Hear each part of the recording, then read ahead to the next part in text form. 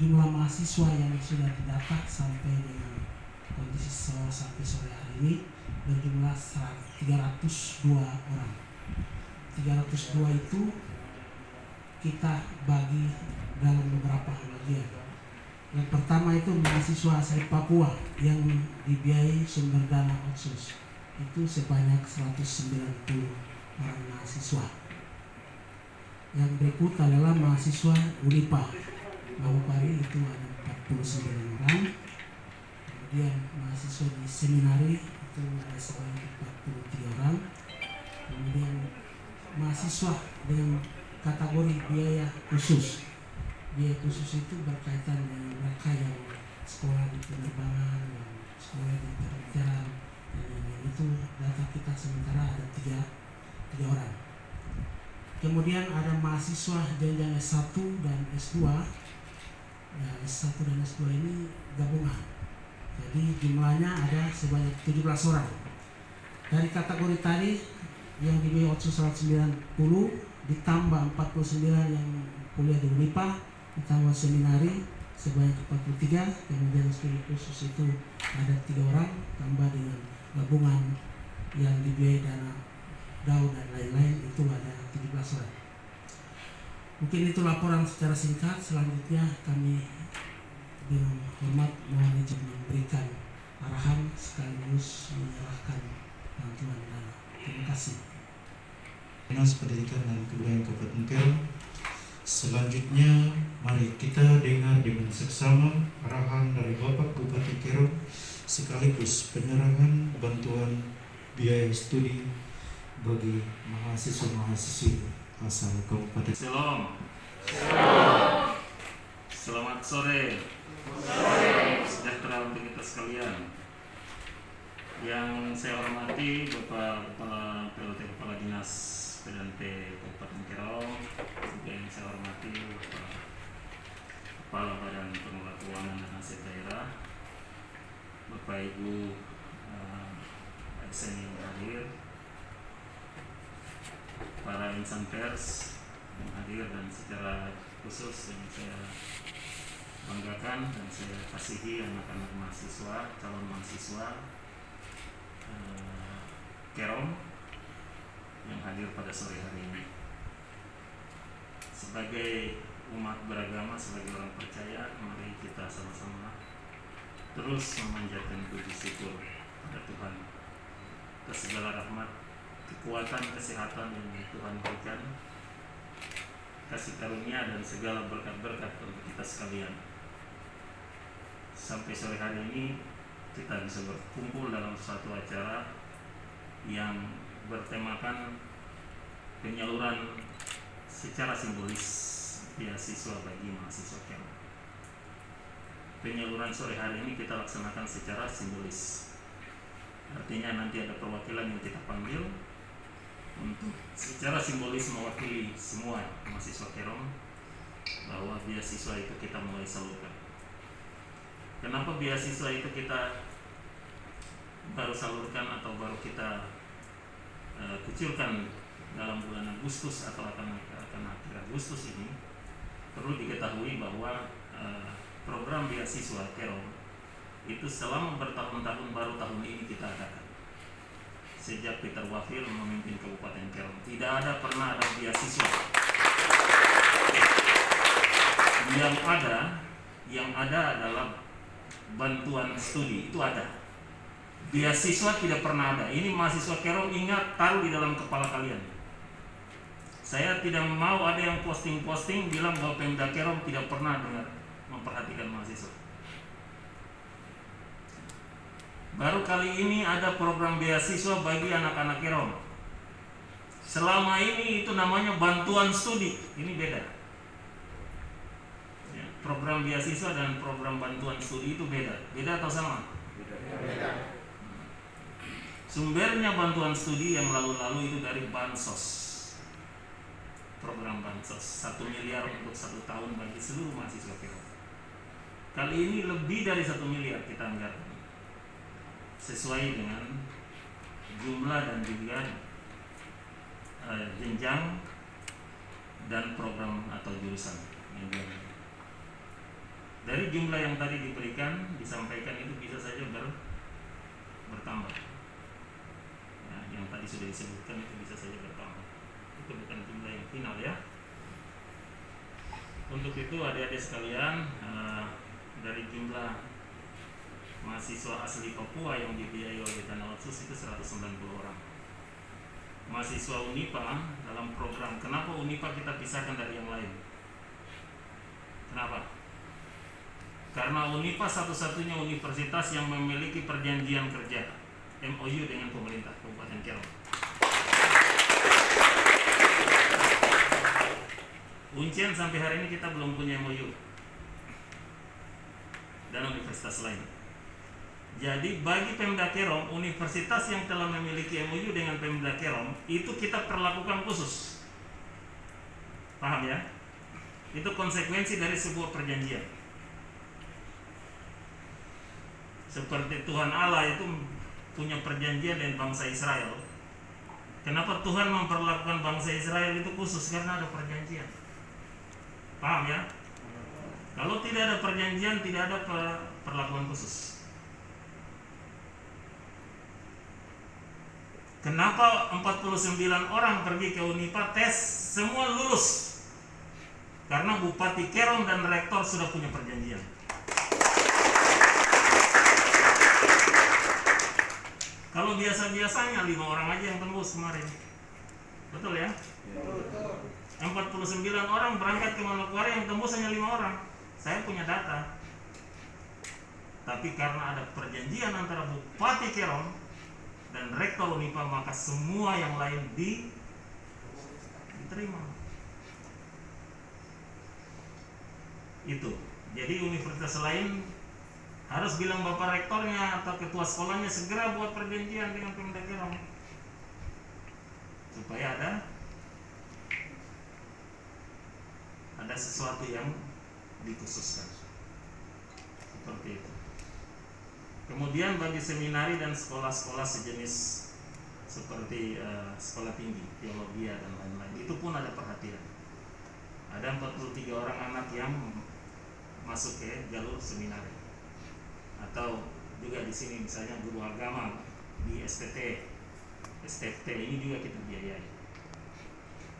Kita khususkan untuk anak-anak Kerom ya, untuk menerima program ini. Bantuan biaya studi khusus sebanyak 3 orang, ini yang jurusan-jurusan khusus.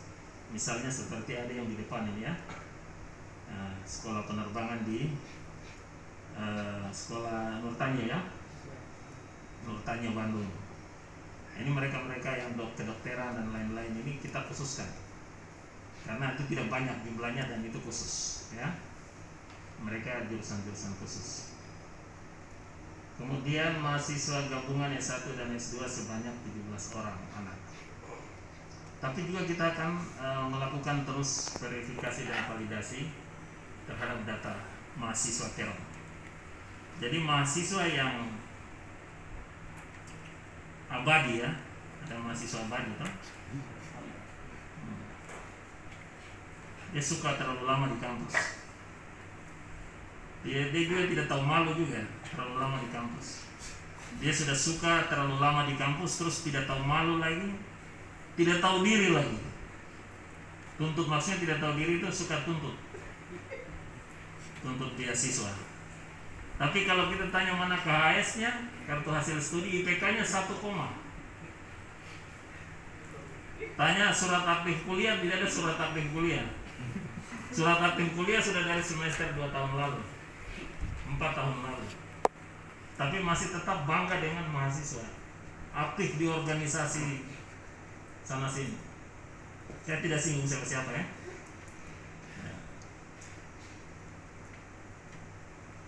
Tapi kalau bicara hak, tuntut hak itu nomor 1 ya. Saya tahu mahasiswa Kerom yang tukang posting-posting itu di asrama Kerom, saya tahu siapa mereka. Mereka pikir dengan posting itu gertak-gertak bupati. Nggak bisa, Bupati Kerom nggak bisa digertak. Saya juga anak pernah kuliah kok di Australia, belum tentu kamu kesana kamu gertak saya lagi. Saya pernah kuliah, bahkan saya mengajar mahasiswa itu 16 tahun jadi dosen. Jadi nggak usah gertak-gertak Bupati Kerom. Nanti saya tanya ke HS baru kau bingung lagi. Tahu siapa itu yang suka posting-posting itu? Itu pun dijadikan alat sama orang untuk posting-posting. Posting bilang pemerintah ini tidak pernah lihat kami.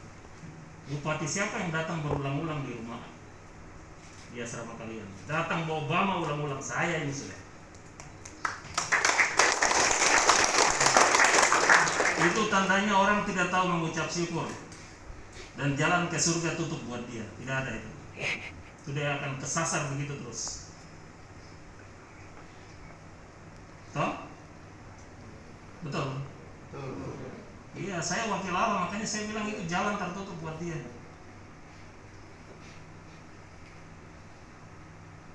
Betul. Jadi harus jadi orang yang dengar-dengaran dan jujur. Jujur itu Bupati ini tidak pernah Bupati datang bawa Obama. Bupati Kerom kali ini saya berapa kali kunjungi. Program renovasi saya turunkan sekarang. Semua asrama mau direnovasi. Siapa yang lihat kalian? Siapa? Tuh kalau ada hari ini sini saya suruh dia pusat di situ. Dia untung nggak ada di sini. Ini kasih tahu pesan sama itu mereka itu. Siapa nama akun Facebooknya itu? Putra Ampas kah? Apa siapa lagi itu? Kasih tahu mereka. Bilang kau kerja, kau sekolah baik, kuliah baik. Jangan kau jadi provokator. Ya. Tidak boleh. Jadi adik-adik, perjuanganmu itu, perjuangan studimu ini sangat penting untuk masa depan kalian. Ya. Jadi ini bukan akhir dari sebuah perjuangan. Ini baru awal. Pemda bantu ini hanya kita ini dari luar. Yang menentukan suksesnya adalah kalian sendiri. Mau sebesar apapun uang tidak akan membuat Anda itu berhasil. Uang adalah fasilitas peminjam. Tapi diri Anda masing-masing lah yang menentukan keberhasilan itu. Paham sampai di situ? Paham ya? Anda sendiri harus hadir di dalam ruang kuliah, Anda sendiri harus mengerjakan tugas, Anda sendiri harus mengikuti aturan di dalam kampus. Anda sendirilah yang akan menentukan Anda itu lulus atau tidak. Bukan kepala dinas pedantri, bukan Bupati Kerom, bukan bapak atau ibu kalian, tidak. Itulah konsekuensi dari yang namanya proses pendidikan tidak diwakilkan. Ada pendidikan yang diwakilkan. Itu namanya joki. Tidak ada itu joki. Kuliah itu Anda wajib hadir, Anda harus ada di dalam ruang kuliah, Anda harus mengikuti seluruh proses sampai Anda masuk dalam ruang sidang ujian skripsi, sampai terakhir Anda sendiri yang diwisuda. Tidak ada wisuda itu bapak mantu yang mewakili kau, tidak ada.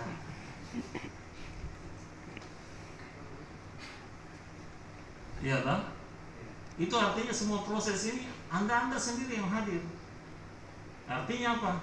Jagalah diri kalian masing-masing. Menjaga diri. Jaga kesehatan, jaga makan, jaga segala-galanya sampai dengan Anda selesai. Kalau sakit, orang tua susah, kita juga Pemda yang membiayai juga susah. Tidak berhasil kan? Kita semua susah. Pergi masih sendiri, pulang di tengah jalan sudah ada tambahan. Nah, ini juga masalah. Iya tak? Mau urus kerja tugas atau mau urus pendatang baru ini?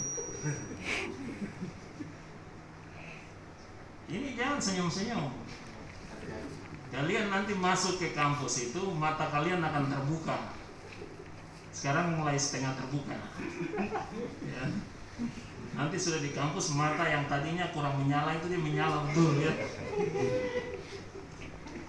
Nah, itu hati-hati kalau matamu sudah mulai menyala. Ya, yang laki-laki yang tadinya matanya masih putih bening jadi merah, mata menyala. Yang perempuan tadinya putih bening jadi hijau.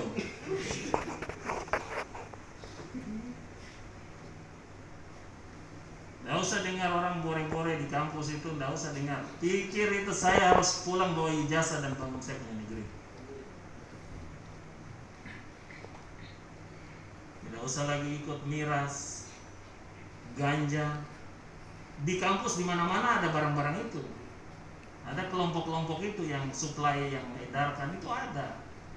Hati-hati ya. Hati-hati.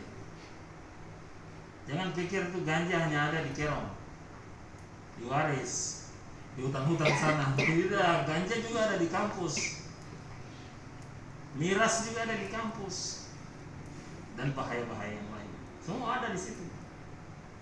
Jangan pikir wah kampus ini megah sekali, tidak ada kejahatan di sini. Ada. Tinggal kita sendiri mau bagian dari kejahatan atau bagian dari sejarah, bagian dari sukses, bagian dari kebaikan. Tinggal pilih-pilih saja. Ya.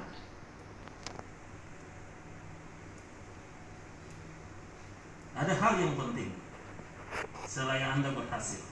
Tapi yang saya mau ingatkan, Anda berhasil biasa-biasa atau berhasil berprestasi, ini juga beda. Anda lulus biasa-biasa saja, seperti anak ayam, anak bebek yang banyak-banyak itu, atau Anda mau keluar sendiri menjadi pemimpin. Nilai Anda baik, lebih baik dari kebanyakan. Itu juga beda.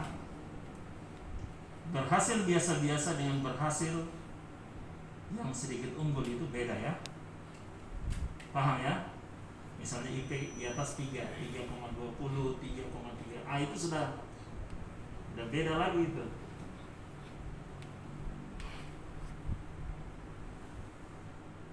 Caranya bagaimana kalau Anda mau berhasil dengan nilai yang sedikit lebih baik dari yang kebanyakan? Berarti Anda harus apa? Ya? Apa? Puas kan?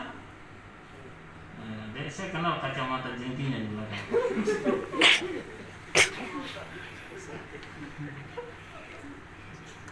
Kau beli kacamata di mana itu?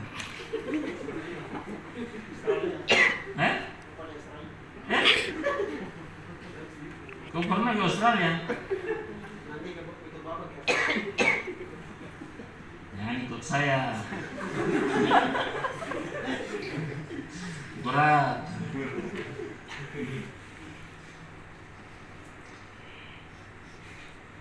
Kau mau ke Australia, betul? Dengan siap-siap. Harus buktikan di Unipa kau punya nilai bagus dulu di atas 3 baru kau bisa masuk Australia. IPK kamu di atas 3. Kalau IPK biasa-biasa nggak bisa masuk Australia. Ya. Sekarang saya mau tanya yang ke Unipa, coba tunjuk jari. Paling banyak yang hadir ya. Baik. Terima kasih yang bertanya satu orang ya. Kemudian Uncen. Angkat tangan. Uncen, baik. Selain Uncen dan Unipa, mau tanya siapa lagi? Umel Mandiri, ISBI, ya ISBI di Expo ya. Nah di belakang, ya, Uniap. Nah, kalau bilang Yapis saya bingung, yang ada Uniap.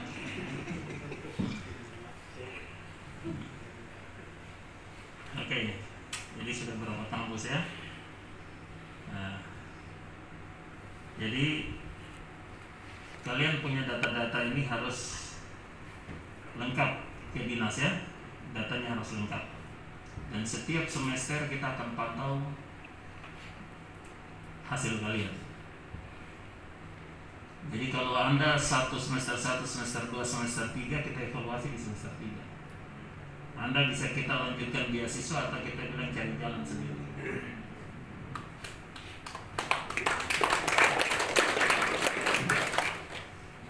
IPK semester 1 misalnya 1,50. Semester 2 2,50. Semester 3 1, ini sudah kita mulai kasih tanda. Ya.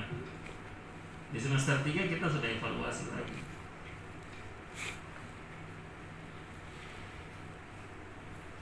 Karena bisa saja ada kampus yang memang menerapkan dengan ketat nilai yang tidak bisa ini pasti bisa. Ya mungkin bukan drop out, istilahnya sudah berubah. Istilah